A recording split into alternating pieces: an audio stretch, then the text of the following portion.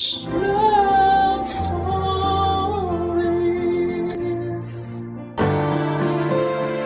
Kapag mahal natin ang isang tao, hindi tayo gagawa ng paraan para sila ay masaktan. Kasi pag mahal natin, dapat inaalagaan at iniingatan. Ikaw kabarangay, anong gagawin mo pag sinaktan ka ng taong mahal mo? Dear Papa Dudut, sumulat ako sa programa ninyong Barangay Love Stories dahil netong mga nakarang araw ay sobrang lungkot ko. Tapos aksidente kong nakita ang isa sa mga uploaded stories ninyo online na agad kong pinakinggan. At nung natapos ko nga ito ay nakaramdam ako ng gaan sa puso ko. Lalo na masasabi kong inspirational talaga yung tema ng naturang kwento. Doon na nagsimula ang pakikinig ko sa programa ninyo tapos ay naisip ko na what if ako naman ang sumulat para humingi ng payo sa mga kabarangay natin, Papa Dudut. Pero bago ko simulan ang pagkukwento ay magpapakilala muna ako sa inyo.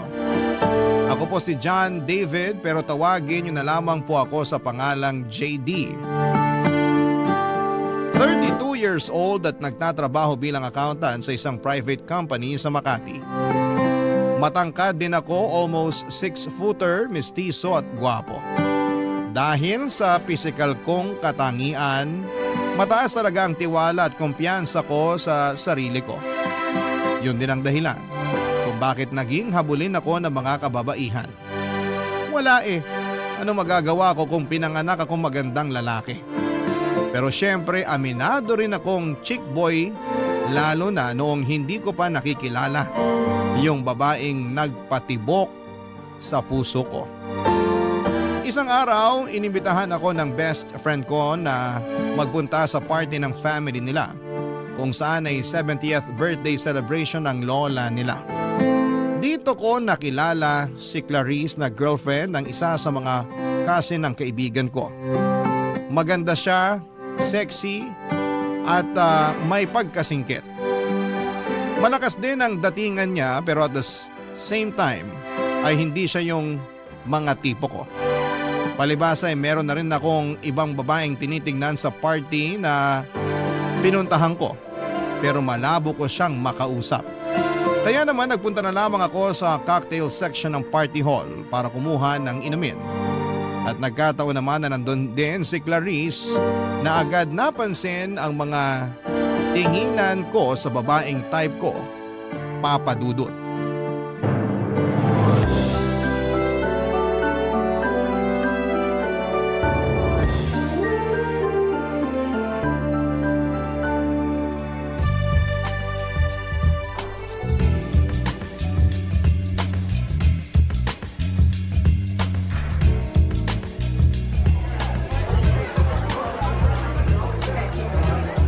JD, tama? Oo, ikaw si Clarice. Ako nga. Pansin ko kanina pa nang lalaki ang mata mo kakatitig kay Yela. Yela who? Ayun oh. Ah, nahalata mo pala. Masyado ka namang observant. Of course. Simula kasi nang ipakilala ka sa akin ng boyfriend ko kanina. Hindi ka na nawala sa isip ko. Uy, bad yan. Baka magkasala ka sa boyfriend mo. As if naman magagawa akong magloko Swerte ko na sa kanya, no? Anong ibig mong sabihin? Sabi na kayo talagang mga lalaki yung totoong chismosa. Ikaw naman? Na-curious lang since nabanggit mo na. Kaya sabihin mo na. Siyempre, napaka-gentleman niya. Kung tratuhin niya ako, malayong malayo dun sa ex-boyfriend ko na kulang na lang gawing punching bag mukha ako dahil sa hilig manuntok. Dati niya yata ang pangarap maging professional boxer tapos ako yung ginawang sparring mate. Aray, abusado pala yung ex mo. Buti na lang iniwalayan mo na siya. Yeah, pero mantakin mo umabot pa kami ng 5 years. 5 years? Natiis mo yun? Oo, mahal ko Kahit naman sino basta mahal mo yung tao, mabubulag ka sa mga red flags nila. Ah, basta ako. Pinakamatagal ko ng relasyon, 3 buwan. Talaga? Relasyon ba tawag doon or what? Madali kasi ako magsawa sa babae. Gusto ko nagpapalit agad. Hindi ko kaya magtiis sa isang relasyon kapag di na ako masaya. Yan talaga ang mga salitaan ng mga certified chick boy. Wala tayong magagawa. Pinanganak tayong gwapo at habulin ng mga babae. Ay nako, pero sa nakikita ko, ikaw naman yung maghahabol sa babae. Balita ko kasi may pagka-man-hater yang si Ella. NBSB din, kaya good luck sa'yo kung paano mo popormahan. Ganun ba? E di pag naging kami, ibig sabihin ako yung magiging unang boyfriend niya. Ganyan na nga. Naniniwala naman ako makukuha ako loob niya kasi lahat ng babae nahuhulog sa akin. Tingnan mo ikaw, na-attract ka nga sa akin, di ba? Huwag mo nga sabihin yan, baka may makarinig sa'yo. Ikaw ang may sabi na simula nung ipakilala ka sa akin ng boyfriend mo, di na ako maalis sa isip mo. Kanina yun, hindi na ngayon. Mahal ko yata boyfriend ko, no? Whatever you say. Basta, sinasabi ko sa'yo, liligawan ko at mapapasagot ko yung si Ella. Good luck ulit, pero ano bang nakita mo sa kanya? Don't get me wrong, maganda naman siya, pero ang baduy pumorma. Sabi ng boyfriend ko, ganyan na raw si Ella kahit ng mga bata pa sila. Mahinhin, dalagang Pilipina. Yun nga yung nagustuhan ko sa kanya eh. Kasi karamihan sa mga babaeng nakikilala ko, nagpapakita agad ng motibo sa akin. Kumbaga, sunggab ng sunggab agad. Pero si Ella, kakaiba sa lahat. Kaya nakuha niya talaga atensyon ko. Excited na ako kung paano mo mababali ang sumpa ng pagiging NBSB ni Ella. Kaya nga tulungan mo ako. Anong gusto mong gawin ko? Kunin mo number niya para sa akin. Sure, ihingin ko sa boyfriend ko.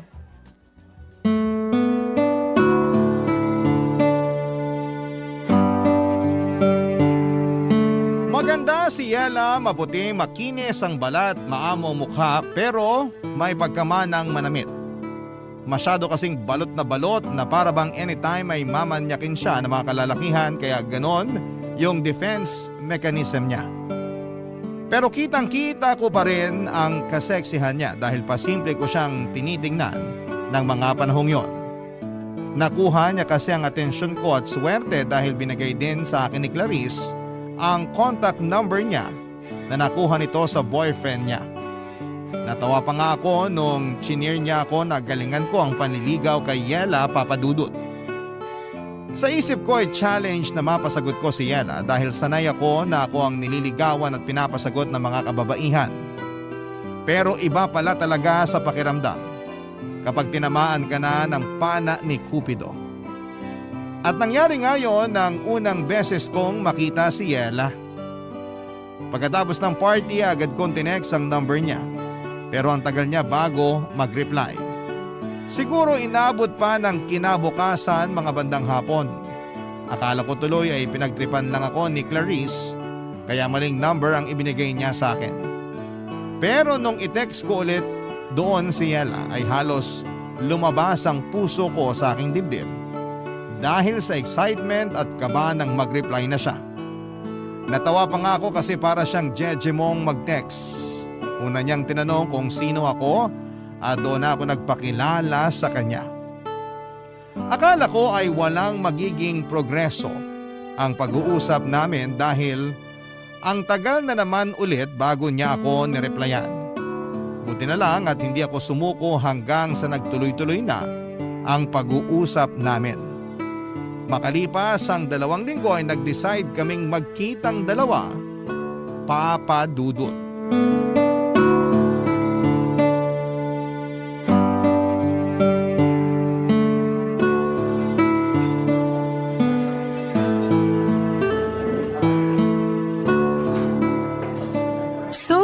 Kay Clarice mo pala nakuhang number ko, ah.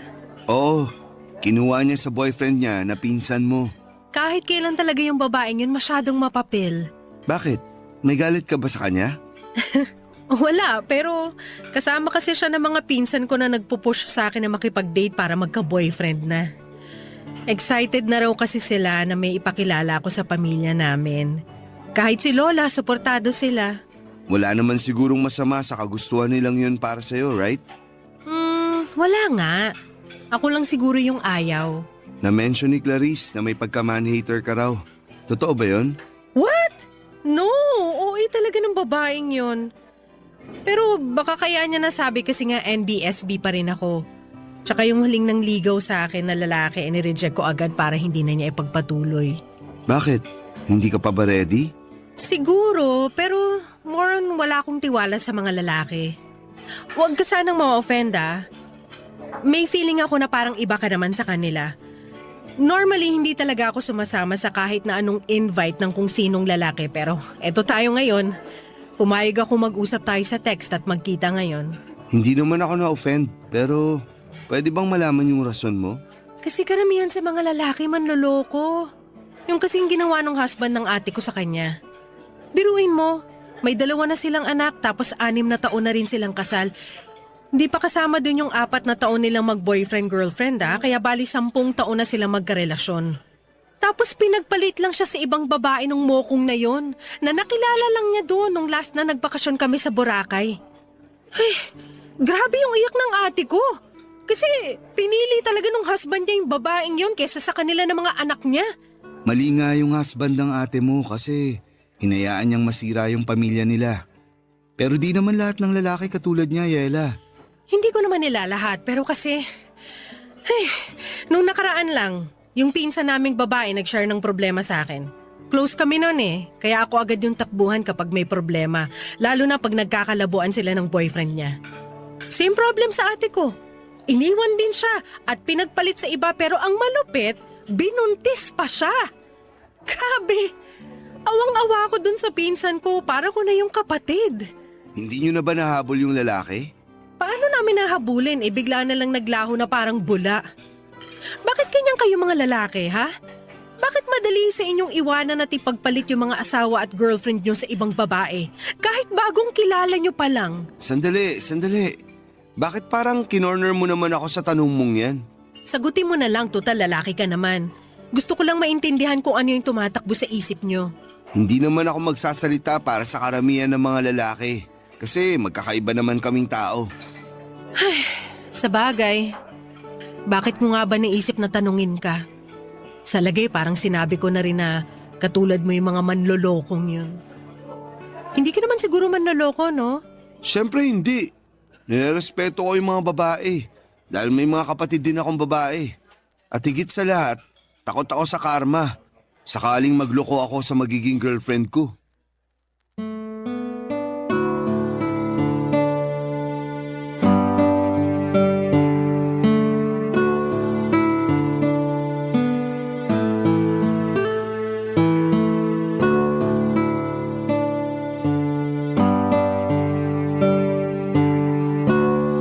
Papadudot after ko siyang i-date sa isang mamahaling restaurant sa isang lugar na kung saan ay hindi ko akalaing magdadala ako ng babae. Pinasyal ko naman siya sa park, Papadudot, since nabanggit niya na mahilig siya sa nature. At buti na lang dahil maganda ang panahon ng araw na yon. Marami po kaming napag-usapang mga bagay tungkol sa trabaho niya at hobbies niya. Yung iba nga ay mga random things lang pero nagulat ako. Kasi na-enjoy kong pakinggan at malaman yon. After our first meet-up/date ay hinatid ko na si Yela sa apartment na tinutuluyan niya. Pero bago kami maghiwalay ay ninakawan ko siya ng halik sa labi niya. Kabado ako kasi akala ko ay sasampalin niya ako pero kitang-kita ko lang na nag-blush siya at ngumiti, Papadudot. Tapos ay nagulat ako kasi bigla niyang inangkla ang mga braso niya sa leg ko. At hinapit ako palapit sa kanya para ipagpatuloy ang aming halikan. Ang date namin yon ay nasundan pa ng ilang paglabas na masasabi kong nauuwi. Or nauuwi sa pag-check-in namin sa motel dahil hindi na talaga namin kayang pigilan ang init ng aming mga katawan. Oo, nakuha ko na si Yela sa kama pero hindi pa kami mag-on. Kaya nag-worry ako ng husto dahil baka wala talaga siyang planong makipagrelasyon sa akin. Pumayag naman siyang ligawan ko pero hindi niya pa rin ako sinasagot. Ewan, hindi lang ako sanay siguro kasi si Yela ang unang babaeng niligawan ko. Kaya naman may pangamba sa puso ko na baka pinapaasa niya lamang talaga ako. At sa huli, wala akong mapala sa kanya ng mga panahong yon, Papadudot. Barangay Love Stories. Barangay Love Stories. Pero lahat ng agam-agam ko kay Yela ay nawala. Noong pagkaraan ng isang buwan na panliligaw sa kanya ay binigay na niya sa akin ang matamis niyang oo. Grabe. Pakiramdam ko ako na ang pinakamaswerteng lalaki sa mundo dahil girlfriend ko na siya, Papa Dudut. Sa sobrang saya ko noong sinagot niya ako sa isa sa mga date namin, nilibre ko yung mga katabi naming table na kumakain. Wala sobrang in love ako kay Yela at ang sarap-sarap nito sa pakiramdam. Ilalarawan ko yon na para bang hindi na nakasayad sa lupa ang aking mga paa at nakalutang na ako sa ulap, Papa Dudut. Nung naging mag-on kami ni Yela ay doon ko na-discover na marami pa rin kaming pagkakaiba. At dahil nga may pagka-introvert siya, hindi ko siya mayayang pumunta sa mga bar para mag-relax at uminom ng kaunti. Kaya ang ending ay tropa ko na lamang ang niyayaya ko o kung hindi naman sila available ay nagsosolo na lamang ako. Pinapayagan naman ako ni Yela kasi hindi naman siya mahigpit, which I like dahil ayoko nung pakiramdam na kinokontrol ako. Masaya na rin naman ako na may kaunting lungkot kasi sana naman kahit papaano'y subukan man lang niyang makisama sa mga trip ko, Papa Dudut.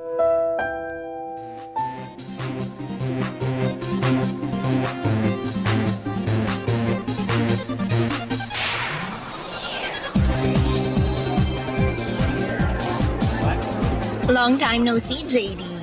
Hi, Clarice! Long time no see rin. May kasama ka ba? Wala, solo trip. Ikaw? Wala rin. Akala ko pa naman kasama mo si Ella. Congratulations pala kasi sa wakas nasira mo na yung sumpa ng pagiging NBSP niya. Thank you. Sabi ko naman sa'yo, mapapa-oo ko siya. Ikaw wala kang tiwala sa kagwapuhan ko. Kasalanan ko bang mawalan ng tiwala sa'yo? Naghuhumiyaw din yung pagiging chick boy mo. Hindi na ako chick boy. Good boy na ako. Nax, pwede ba yun? Ang alam ko kasi once na chick boy ka na, forever chick boy ka na. Masyado ka namang judgmental. Okay, pero bakit mag-isa ka lang ngayon dito? At dito pa talaga sa bar? Kasi ayaw naman sumama ni Ella.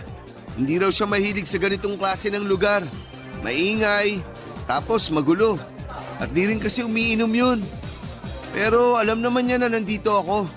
Kanina lang, kausap ko nga siya bago kita nakita Uy, updated yan. Malapit na tuloy ako maniwala na nagpapaka-good boy ka na talaga. Siyempre, mahal ko si Ella Kaya lang ano? Kasi ang dami-dami naming pagkakaiba. Lalo na sa hobbies. Nakakatampo lang kasi. Di man lang niya magawang mag-adjust para sa akin. Katulad na lang nung pagsama niya rito sa bar para mag-chill. Last time, sinamahan ko siya sa pottery lesson niya. Kahit na di ko gustong napuputikan yung mga kamay ko. Basta makita ko lang siyang masaya. Masaya na rin ako. Tapos kamakailan lang din. Sinamahan ko siya dun sa one-day workshop tungkol sa flower arrangement. Uy, maganda yon. Hindi ka ba nag-enjoy? Hindi, kasi panay ang bahin ko. Allergic ako sa mga bulaklak. Ang ending, nagpa-ear ako ng wala sa oras dahil lumala yung allergy ko. Grabe yun. Grabe nga. Kung ako yan, magagalit ako kay Ella kasi mukhang pinipilit ka niyang gawin yung mga bagay na hindi mo naman gusto. Ikaw na may sabi. Ganun talaga kapag mahal mo yung tao. Oo nga, pero hirap niyan kasi bago pa lang kayo magkarelasyon Baka mamaya maging dahilan niya ng mga away niyo. Okay na yun. Naka-move on na ako dun. Saka humingi na rin naman ng sorry si Ella. Thankful siya kasi sinamahan ko pa rin daw siya. Nangako na lang siya na babawi sa akin. Kaya nga akala ko sasamahan niya ako nung niyaya ko siya mag-bar. Pero hindi. Kaya eto, mag-isa lang ako. Ikaw, nasan boyfriend mo? He's busy. May business trip ilang araw na. At miss na miss ko na nga. Kaya lang ano magagawa ko? Karibal ko yata doon, hindi ibang babae kundi trabaho niya. Wala talagang perfect na relasyon, no? Kasi kahit gaano pa natin kamahal yung mga jowa natin, may pagkukulang pa rin sila sa atin. Totoo rin naman kasi may tampo rin ako sa boyfriend ko. Hindi niya kasi ako pinagbigyan kahit bago man lang siya umalis. Isipin mo 2 linggo ko pa siya bago ulit makita. Tapos lagi pa siyang busy sa work. Pagbigyan? Sa kama. Kaya dinadaan ko na lang sa pag-inom Cheers para sa atin na nagsisolo trip tonight. Yeah. Cheers! Gosh, ang sarap kahit na ang pait. Gusto ko pa ng isa. Sure ka? Baka malasing ka agad niyan, ha? Nandiyan ka naman eh. Di mo naman ako pababayaan, di ba? Oo naman. Akong bahala sa'yo. Lasing na lasing si Clarice pero nagtira ako ng pang-uwi namin. Ako ang nag-asikaso sa kanya at plano kong isakay na lang siya ng taxi.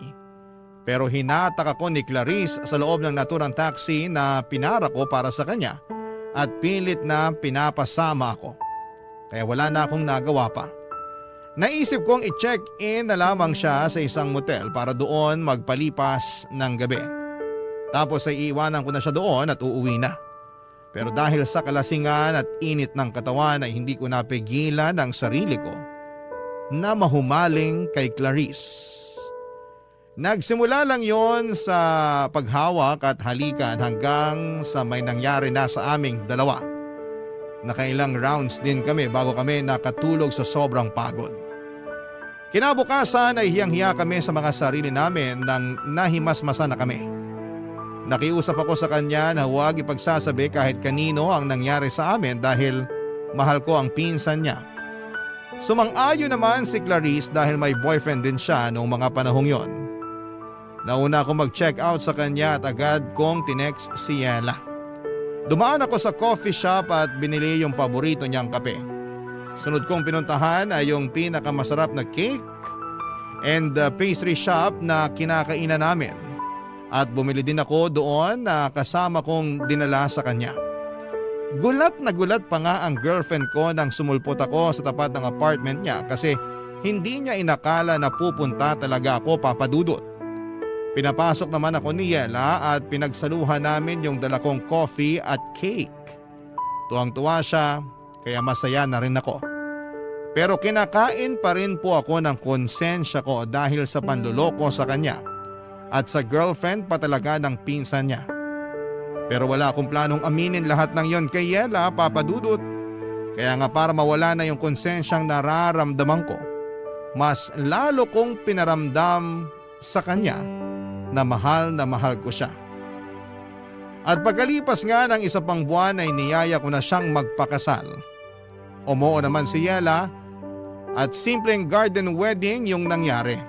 Invited pa nga si Clarice at grabe ang kaba ko. Pero nairaos naman ang seremonya ng kasal namin ni Yela nang walang nangyayaring gulo. O baka masyado lang akong praning, pero hindi niyo naman ako masisisi, Papa Dudut. Fast forward. Tumira kami ni Yela sa 2-story na bahay na matagal ko nang binili. Tuluyan ko nang kinalimutan yung kasalanan ko sa kanya at sinabi ko sa sarili ko na magsisimula na kami ng bagong buhay. Kaya lang sa loob ng 3 buwan namin bilang mag-asawa ay sinubo kami ng kapalaran, Papa Dudut.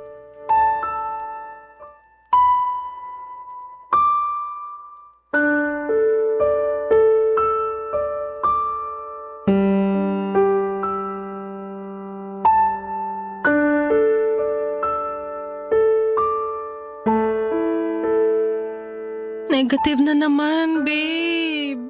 Ganun ba? Hayaan mo na. Subukan na lang ulit natin.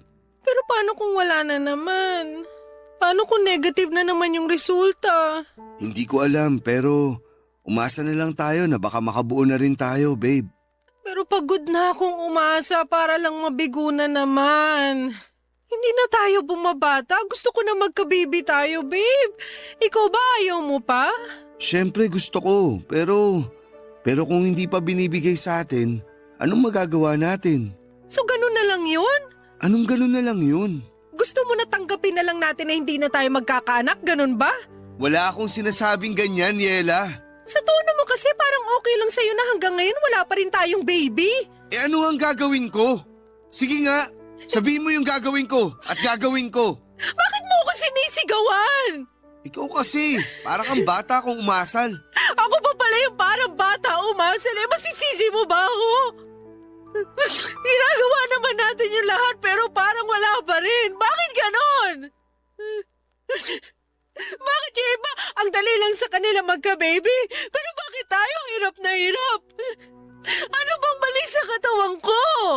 Nakakainis naman. Babe, makinig ka, okay? Makinig ka sa akin, please.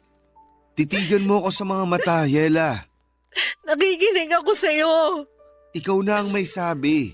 Ginagawa naman natin ang lahat. Kaya nga tiyagain lang natin. Sundin natin yung sinabi ng doktor na gagawin para makabuo tayo.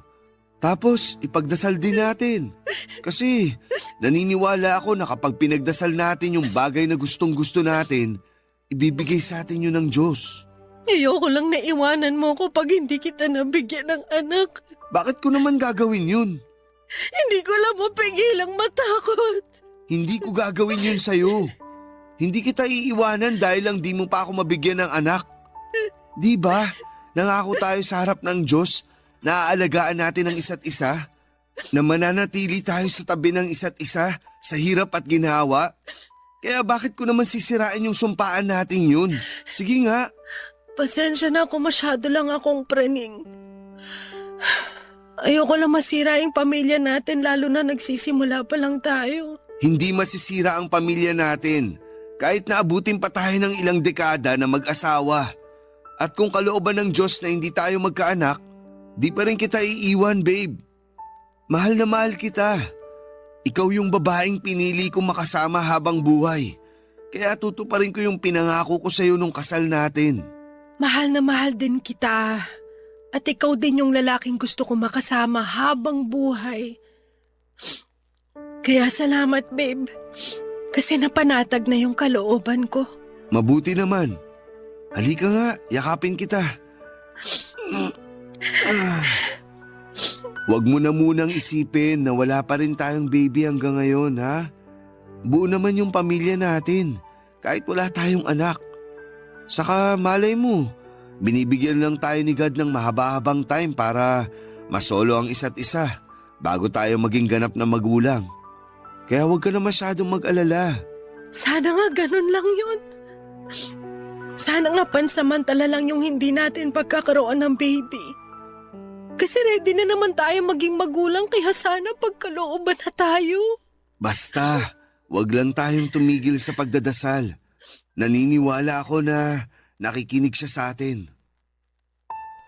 Hindi lang si Yela ang frustrated ng mga panahong yon dahil ako rin, Papa Dudut. Gustong gusto ko na rin kasi na magka-baby lalo pat hindi na ako bumabata pa. I'm already 31 that moment at yung ibang batchmate ko ay may 2 o 3 anak na. Malaki rin ang pagsisisi ko kasi sana noon pa lamang ay nakilala ko na si Yela para maaga kaming nakapagsimula ng pamilya. Tapos kung kailan pwede na ay saka naman kami hindi magka-baby. Sa kabila ng lahat ay alam kong mas matindi yung lungkot na nararamdaman ng misis ko dahil hindi niya ako mabigyan ng anak. Kaya nga imbes na sisihin siya sa bagay na hindi rin naman niya kontrolado, inunawa ko siya ng husto, inalagaan at minahal, Papa Dudut. Sa kabila ng paulit-ulit naming pagkabigo na magkaanak ay hindi pa rin kami sumuko ni Yela. Regular kaming nagpapakonsulta sa doktor at sinusuyod ang lahat ng pwedeng makatulong sa amin. Ganon din na sinusunod ang mga payo ng mga eksperto. Pero higit sa lahat ay natutunan naming lumapit sa Panginoon para ipanata ang pagkakaroon namin ng anak. Nandun yung bumibisita kami sa mga kilalang simbahan para magdasal sa mga santo nila na tuparin ang tanging hiling naming mag-asawa upang mas makumpleto na ang pamilya namin. Mahirap pero nandun yung pag-asa na isang araw ay diringgin din ng langit ang aming dasal na magkaanak na, Papa Dudut. Barangay Love Stories. Barangay Love Stories. Pagkalipas ng 2 buwang pamamanata at pagdarasal na sana'y mabuntis na si Yela, ay sinurpresa niya ako isang umaga ng magandang balita. Kakatapos lang niyang magpiti noon at ayon sa resulta ay buntis siya, Papa Dudut. Buntis ang misis ko. Kaya naman sobrang saya namin. Nag-aayakan pa nga kami mag-asawa at nagpasalamat sa may kapal dahil sa blessing niya sa pamilya namin. Bigla kaming nabuhayan ng loob dahil sa paparating naming baby.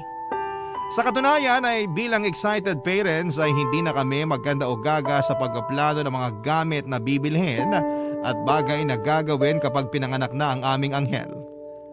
Kaya lang ay hindi na yon natupad dahil pagkalipas lamang ng 2 linggo ay dinugo na si Yela at nalaglag ang baby namin. Masakit mawalan ng anak. Kahit na sabihin ninyong dugo pa lamang yon at hindi pa naman nagtatagal simula nang mabuo sa sinapupunan ni Yela. Pero matagal namin siyang hinintay at kinasabikang dumating. Kaya ganoon na lamang ang hinagpis naming mag-asawa nang maagang bawiin sa amin ang aming anak, Papa Dudut. Pagkalipas ng 2 buwan ay sinubukan ulit naming magka-baby at positive ulit si Yela. That time ay mas iningatan na namin ang pagbubuntis niya pero pagkalipas lang ng 1 buwan ay muling nalaglag ang baby namin. Lugmok na lugmok kaming mag-asawa at hindi ko makausap ng matino si Yela. Hanggang sa bigla na lamang pumasok sa isipan ko yung kasalanang nagawa ko kay Yela. At ewan ko ba kung bakit ko biglang chinat sa messenger si Clarice para maglabas ng nararamdaman sa kanya. Kinomfort naman niya ako at aaminin kong gumaan ng feelings ko ng panahon na yon. Hindi ko na lamang namalaya na mas madalas ko na pala siyang kinakausap kesa sa misis ko, Papa Dudut.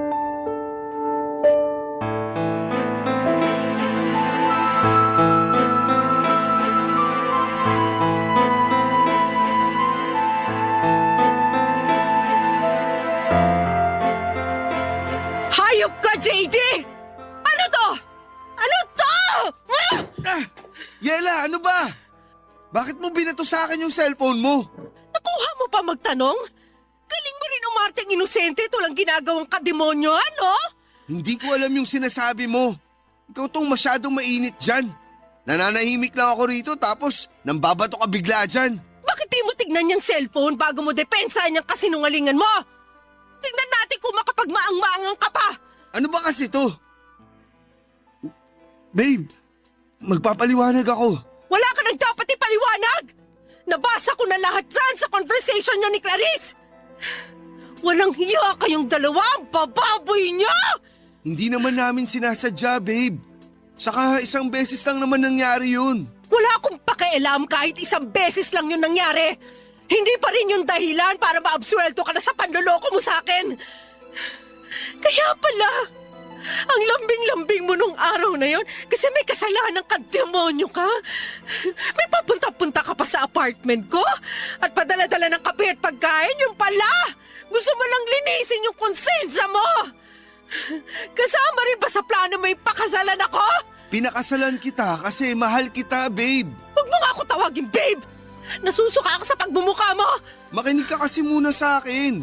Sige, bibigyan kita ng 1 minuto para magsalita.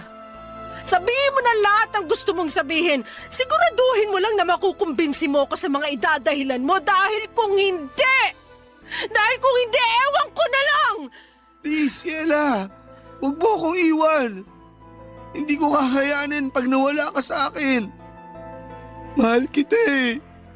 Yung nangyari sa amin ni Clarice, wala lang yun. Dahil lang yun sa alak. Saka kasalanan niya kasi inakit niya ako. Nagmagandang loob lang ako na i-check-in siya nun sa motel. Kasi lasing na lasing siya. Pero siya tong nagbigay ng motibo. Pero pinatulan mo pa rin. Ibig sabihin, gusto mo rin. Ibig sabihin, malisyoso ka. Kaya ginalaw mo siya. O tapos ano na ngayon? Ha? Sa kanya ka naman nagpapa-comfort kasi alam mong devastated ako dahil sa pagkawala ng mga anak natin? Ha? Ganun ba yon, JD? Hindi lang naman ikaw yung nagluluksa. Ako rin naman. Pero napaka-unfair mo. At ako pa yung unfair. Oo, kasi akala mo ikaw lang yung nawalan eh. Ako rin naman. Lagi kang nagagalit sa akin na para bang kasalanan ko kung bakit di nabubuhay yung mga anak natin. Hindi mo ako kinakausap kaya sino kakausapin ko? Tapos doon ko na naisip si Clarice kasi alam ko maiintindihan niya ako at di nga ako nagkamali. Ang kapal ng mukha mo! Wala kaming ginagawang masama ni Clarice. Nagpapa-comfort lang ako sa kanya. Pero bakit ka nagpapa-comfort sa ibang babae? May asawa kang tao! Alam mo, napakabulok ng katwiran mo! Walang ginagawang masama, natikman nyo na nga yung isa't isa! Yela, huwag kang magsalita ng ganyan. Bakit? Nahihiya ka? Aba, dapat lang na mahiya ka kasi nakakahiya naman talaga yung ginawa nyo! Nakakadiri kayo! Nasusuka ako sa inyo! Galit na galit sa akin si Yela nang malaman ang panluloko ko sa kanya noong hindi pa kami kasal. Pero wala na rin naman ako magagawa para itama ang pagkakamaling yon dahil sa nangyari na. Pilit kong pinaintindi sa kanya na dala lamang yon ang kalasingan at bugso ng damdamin pero nagbingi-bingihan si Yela sa mga rason ko. Hindi ko na alam ang gagawin ko noon at naiyak na lamang din ako sa sobrang aburido dahil sa kamalasang nangyayari sa pamilya namin. Galit na galit sa akin si Yela, kulang na lamang ay isumpa niya ako, Papa Dudut. Muli ako nakaramdam ng konsensya sa mga kasalanan ko sa kanya pero thankful pa rin ako dahil hindi ako hiniwalayan ng misis ko. Siguro kahit papaano ay tinablan siya ng pakiusap ko na huwag akong iiwanan. Mahal na mahal ko kasi siya. At nangako ako na gusto kong bumawi sa mga pagkakasala ko sa kanya. At kahit na hindi naman siya sumagot o sumang-ayon, ramdam ko na binigyan pa rin niya ako ng pagkakataon. Kaya ginawa ko talagang lahat para suyuin siya. Kahit kasal na kami, niligawan ko ulit si Yela. Pinaramdam ko sa kanya na siya lang ang babaeng gusto ko at mamahalin sa panghabang buhay. Na siya lang ang pinakamaganda at natatangi sa lahat. Pero ewan ko ba kung bakit parang lagi niyang binabaliwala yung mga efforts ko. Lagi niyang pinaparamdam sa akin na hindi ko makukuha ang loob niya kahit na anong gawin ko. Doon ako nakaramdam ng frustration kasi ang unfair niya para sa akin, Papa Dudut.